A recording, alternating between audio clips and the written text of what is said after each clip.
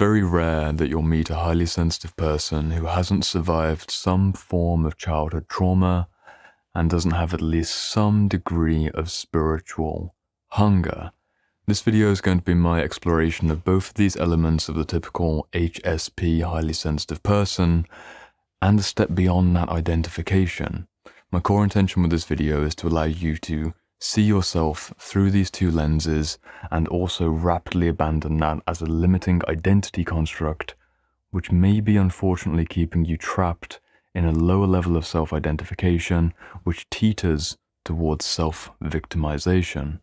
Ultimately, I want you to be sensitive and empowered.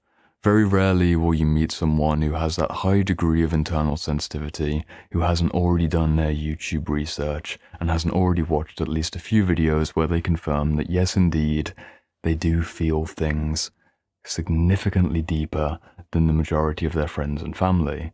If you're relating to these ideas, then you've already done this before. I don't need to go through the traits. A quick rapid-fire recap of feeling things deeply and having social burnout and being very attuned to people's passive-aggressive kind of subconscious conflict dynamics and little glances and social environments and noises and sounds and fabrics. This is all wonderful information, but it's fundamentally a symptomatic outcropping, in my opinion, of something which was at least a little bit traumatic during childhood.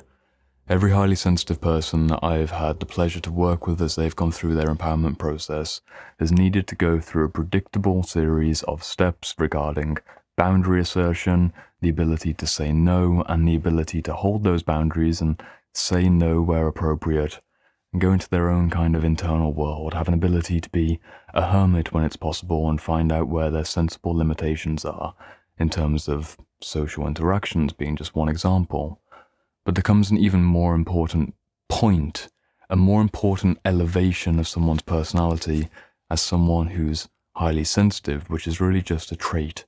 It's neither positive nor negative. Of course, we could explore in many directions, and there's many videos which do that wonderfully. That's not what I want to do today. The reason I'm making this video is a response to this question or this statement about my thoughts on highly sensitive people. So my thoughts on highly sensitive people is that childhood trauma and spiritual hunger are the double helix threads which unite every highly sensitive person that I've ever met and ever worked with to one degree or another. The typical survival strategy for any highly sensitive person is to identify as something which is different. This is very healing and this is wonderful. It's super cathartic and very calming and very grounding to have something like a degree of community with strangers on the internet in comment sections who share their stories about being a highly sensitive person. And that might even be happening in the comment section of this video. But at a certain point, it no longer becomes enough just to have a human identity as a highly sensitive person who's maybe experienced some degree of dissociation or derealization in overstimulated environments. What I mean by this is that the spiritual thirst or the self-actualizing impulse very rarely stays dormant. The typical spiritual empath or someone who's leaning more towards that mystical spiritual way of relating to energy and souls and all of the New Age or more mystical branches of Christianity or Islam or Hinduism, all of those more mystical elements of what it means to have faith, they come to the forefront very predictably on someone who's experienced a lot of shit in their childhood, never really fit in as an adolescent, and as an adult is trying to make sense of their internally heightened up experience of reality and try and figure out what to do with it. Ultimately, the path of revelation is not the path of salvation, and what I mean by this is that you can't stay trapped in either identity system for too long. It's healthy, and it's truly empowering to recognize that you've been through experiences which weren't normal, and that you're not normal in the sense of other people being normal, but at a certain point you then become self-exclusatory, and one of the tragic traps that highly sensitive people run into is not figuring out how to truly hold on to that sensitivity, to be able to connect with people much deeper, to be able to see beauty in the trees and listen to the water on the lake with a sense of euphoria, and actually have a bit tougher skin when it's appropriate, to be a little bit rougher, to be a little bit more rooted, And if I change my energy right now to just show up in reality with a sense of solidity and purposefulness, which comes from the boundary work and the saying of the no. This is a lot that I'm bringing up in the space of a very short conversation, but I want it to be to the point.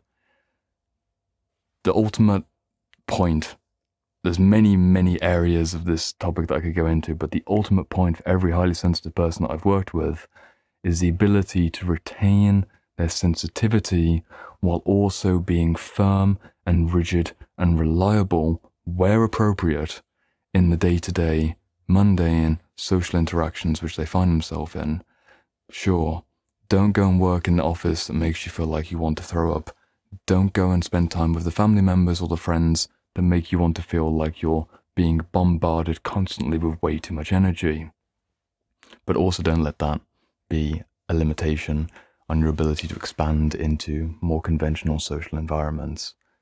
It can be learned, and this is something which I don't see very much at all in the discourse around the highly sensitive person. It becomes almost like a prescription or the signing of your fate that you will always remain this sensitive, and therefore you should find a way to live outside of mainstream society, which is cool, I get it. I don't want to be in the mainstream 9-to-5 hustle and bustle kind of waste of life because I'm a creative person situation. At the same time, it's appropriate to assess in what way are you avoiding adult mature responsibility because your high sensitivity is being used as an excuse. I've had to do this work in myself. I've remembered many social situations where I kind of deplete my social charge and I just need to be left alone, sometimes for multiple days in a row. I went into London just the other week and met with two incredible men, and I'm still recovering energetically from being in that city a week later. Sure, it might be being way too soft, being way too sensitive, but for me, I know my healthy boundaries. I'm not going to let my sensitivity keep me from going to have a wonderful experience with great friends in an admittedly very stimulating environment. But I also know when to be in a stimulating environment and when it would help me to build that muscle a little bit more. It's something like assertiveness training, and it's also a key element to pay attention to when it comes to not going towards the spiritual bypass, something that I talk about on this channel seemingly every other week. The spiritual bypass for the highly sensitive person is to get too wrapped up into the egoic spiritual identity that they are something like a highly attuned, highly evolved empath who is here to serve the world in their unique way, and their sensitivity is a gift. Yes, it's a gift, but the number of highly sensitive people who have that identity structure that they are gifted but fail to externalize that gift in a professional capacity is truly a tragedy. If you recognize that you have the highly sensitive skill set, why not professionalize into something which benefits from that skill set? For myself personally, I earn my way in the world through one-to-one contact with people going through great internal, emotional, imaginal, psychic, unconscious conflicts which require a really high degree of sensitivity, because I need to listen to the words which aren't said. I need to see the pictures which aren't shown and hold all of these energies for many months at a time for several different people at once. That requires a skill set of high sensitivity. But what a shame that there's so many thousands of people, maybe someone watching this video right now, who has recognized that they have a tuning that would give them an advantage in a certain professional skill set, like working one-to-one with people, or very commonly as well, the creative vision. To have the ability to see the world and engage with the world, or maybe engage with the movements in your body in a way which other people don't have access to, and not find a way to make that your full-time occupation, I don't think it's a wise choice. If you truly want to honor what you see as being an identity which is valuable, the empath identity which makes you feel like, you're something quite different and quite special, we can talk about it honestly and openly. That's how you feel when you've accepted that you are a highly sensitive person, because otherwise the alternative is to take that in the negative view, which is then, I'm a highly sensitive person, woe is me, and I'm going to be under the boot of the world every single day of my life. Sometimes it can feel like that. If you've already gone to the positive inflation, the trick for not getting too grandiose and not doing just pump the hot air into your head and then actually lose the ability to do something marvelous with your skill set, it's worth considering.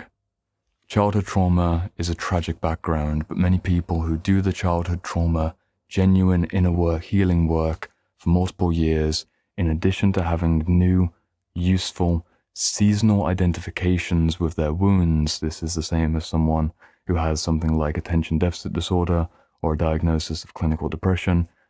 And how often do we hear stories where people take a diagnosis like that and then through their willpower and community support and finding the right resources, they heal?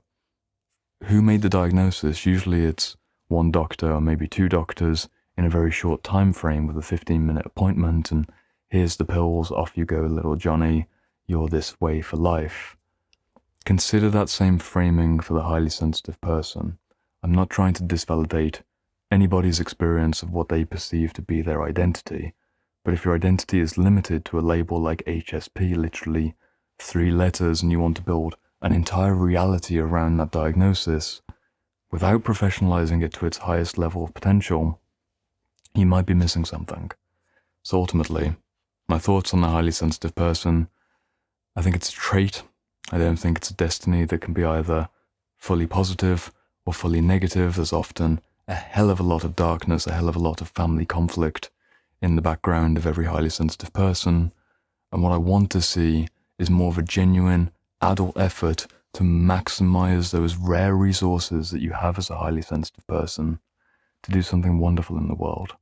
Not to run away from the world, not to be unwilling and stay in the shadows, kind of worried about the world. Maybe it's an oversimplification, but that's still tragically the common trend for most sensitive, empathic people. What if you could extend that?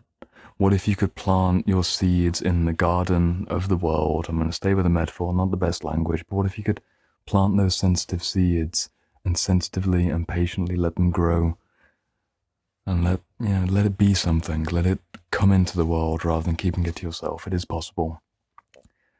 I think I'll leave it there. That's actually, I don't need to say any more on the topic. It's come through. I've witnessed firsthand for myself that as someone who's very sensitive, to be able to professionalize both creatively and also in a therapeutic capacity, that ability to experience deeply, I don't think I could have done any better with the cards that I was dealt. Ultimately, it's up to you to decide which avenue you're going to express yourself in. Typically, it's going to be something related to creativity or one-to-one therapeutic kind of healing energy. That's the general trends, because of course, how could it be anything else when it's childhood trauma and spiritual hunger? You combine the two together, and isn't that just the mystical creative person? But don't let it be something that you do only on the weekends or only for a few hours in the evening or only with a few friends. Why not make it your life? Why not amplify that skill set which you've been given through trauma maybe, and that's fucking tragic. But it's not going to be changed. But you can change the way that you relate to yourself and relate to others with that very special gift, and that's hopefully the inspirational message that I'll leave this on. Next video in the series, I'm actually going to do it over here. I normally go the other way. It's right over there, and it's going to be pretty useful because, well, every topic hopefully is useful. I'll see you over there.